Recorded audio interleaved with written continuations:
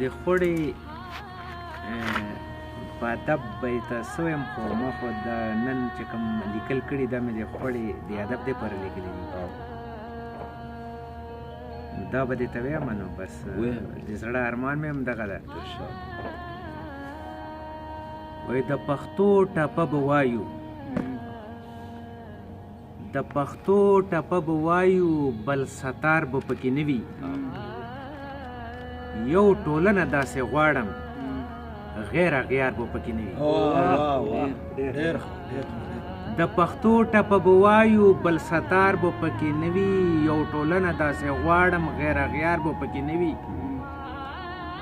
چې ګلونه او چمن وي سور انګار به پکې نه وي نو هر بنده پکې خوشحال وي او غریب خوار به پکې نه وي بس چې مینه محبت وي انتشار به پکې نه وي وای بس چې مینه محبت وي انتشار به پکې نه وي او چې په یو بل پر قرباني کې هیڅ انکار به پکې نه وي ښه خالص ورورولي وي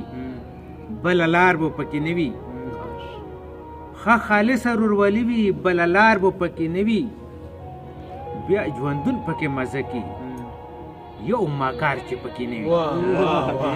بیا ژوندون پکې مزه کې یو ماکار چې پکې نه وي